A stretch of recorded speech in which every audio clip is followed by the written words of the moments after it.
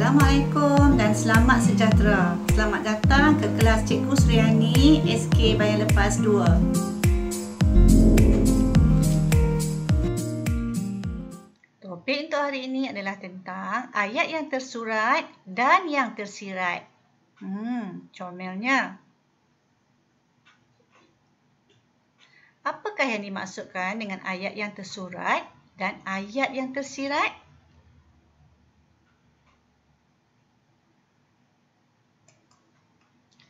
Ayat yang tersurat, sesuatu perkara yang disampaikan dengan jelas dan mudah difahami. Ali berasa sedih hingga menangis.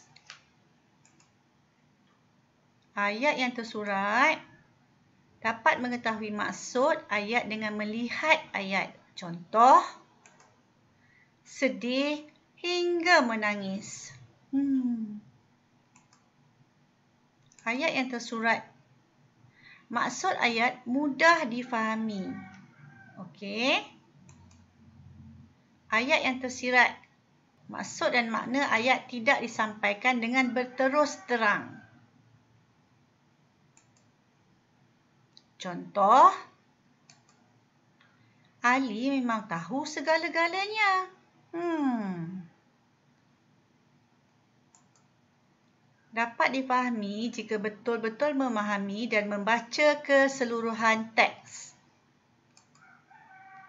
Jika Ali memang betul-betul tahu segala-galanya, mengapa ada tanda soal di situ? Nampak yang berwarna kuning tu, tanda soal. Dari penerangan tadi, ayat yang tersurat adalah lebih mudah difahami.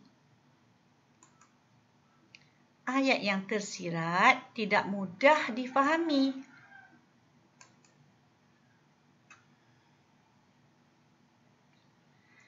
Contoh, Ali, awak adalah teman baik saya di dunia ini dan saya amat menghargai persahabatan kita. Awak juga sahabat saya, Ana.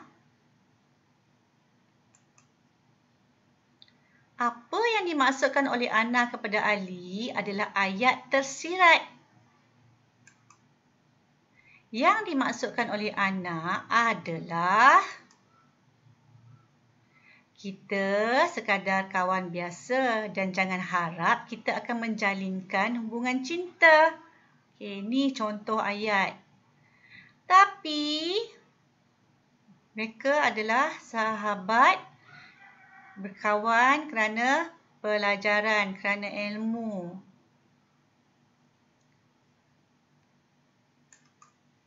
Okey, sekarang masa untuk Cikgu Su bercerita. Sayangi haiwan. Apa khabar murid-murid? Hari ini Cikgu nak bercerita kepada kamu sebuah kisah keluarga kucing. Lola dan kakaknya Molly baru kehilangan ibu mereka. Ibu mereka telah dibunuh dengan kejam oleh orang yang tidak bertanggungjawab. Kini keluarga ini hanya tinggal bertiga. Ayah, kakak dan adik kucing bernama Lola.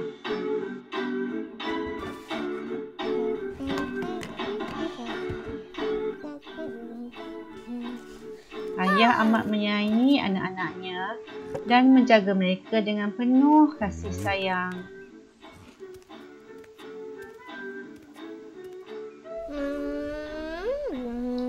Lola dan kakaknya Molly sering bermain bersama-sama seperti anak-anak kucing lain di rumah kamu.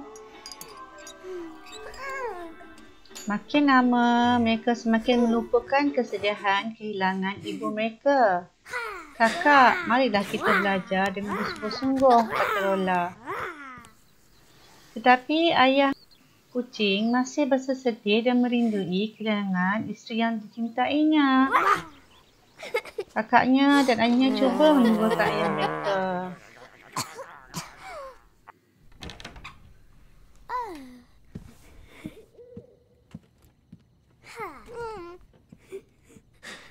Ayah, marilah kita baca cerita kegemaran saya, kata Lola.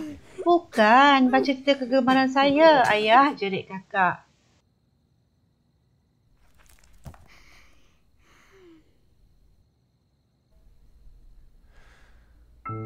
Ayah sangat menyayangi mereka, tetapi merindui ibu mereka.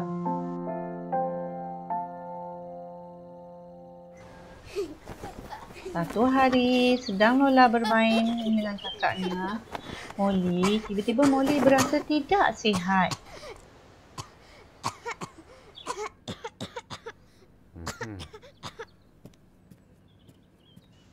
Doktor berkata keadaan Molly amat serius.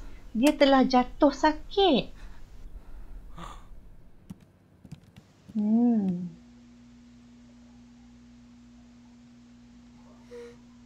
Kesian Molly. Ayah berasa amat risau dan sedih dengan keadaan Molly. Sepatutnya Lola dan Molly perlu menjaga pemakanan mereka, minum banyak air masak. Lola juga sudah tiada kawan untuk bermain bersama-sama. Ayah amat sedih.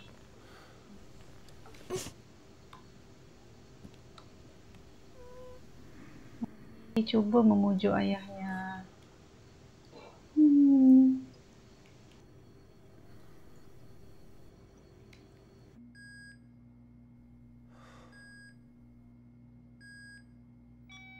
Satu hari, keadaan kakak semakin tenat. Ayah tidak sampai hati melihat kakak yang semakin tenat.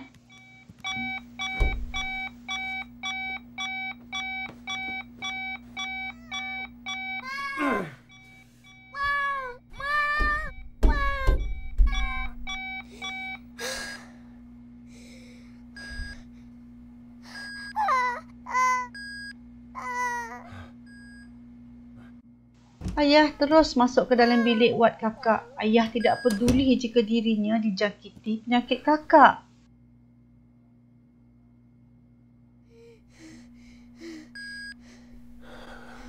Ayah melihat dan memeluk Molly.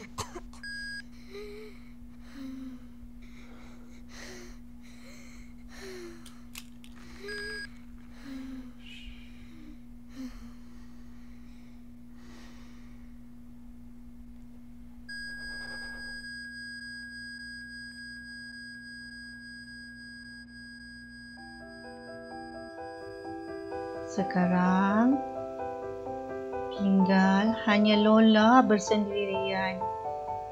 Semua ahli keluarganya telah meninggal dunia. Lola berasa sedih dan marah dengan situasi keadaan dirinya. Mengapa tak dia berlaku kejam kepadaku? Kata Lola. Murid-murid, dalam hidup ini, kita kena belajar menerima takdir. Tidak semestinya apa yang kita hendak, kita dapat. Allah hendak menguji setiap hamba-Nya. Begitu juga dengan haiwan. Dari cerita ini, kita tidak boleh berputus asa. Mesti sentiasa mengikut peraturan, sentiasa hidup sayang menyayang dan berbaik sangka dengan Allah.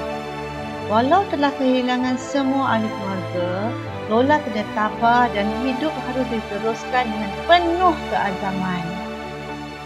Fahamkan kamu cerita ini? Ambil nilai yang baik daripada cerita ini. Sekian untuk kali ini. Semoga kita berjumpa lagi dengan cerita yang lain dari Cikgu Su. Jumpa lagi. Sekarang masa untuk latihan bersama cikgu. Apakah nilai-nilai murni yang boleh kamu dapat dari cerita tadi? Cuba sebutkan. Ya, kita semak bersama-sama jawapannya. Okay. Dalam hidup ini, kita kena belajar menerima takdir. Kita kena redha.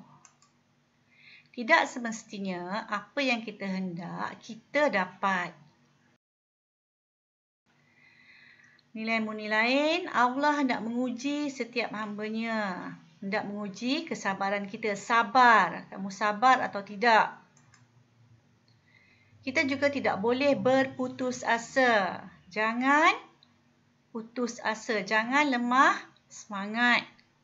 Nilai-nilai seterusnya, mesti sentiasa mengikut peraturan. Mesti sentiasa berdisiplin.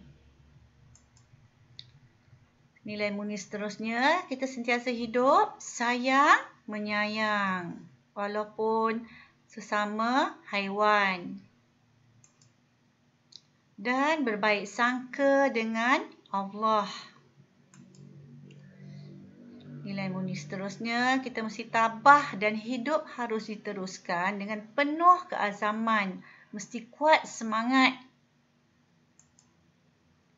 Seterusnya, nilai murni. Cuba baca.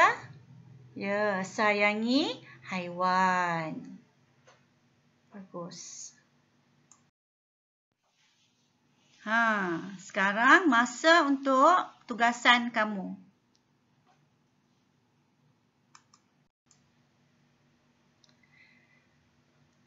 Latihan untuk kamu buat di rumah. Cikgu akan letak di Google Classroom. Jangan lupa untuk membuat latihan-latihan itu dengan elok dan betul.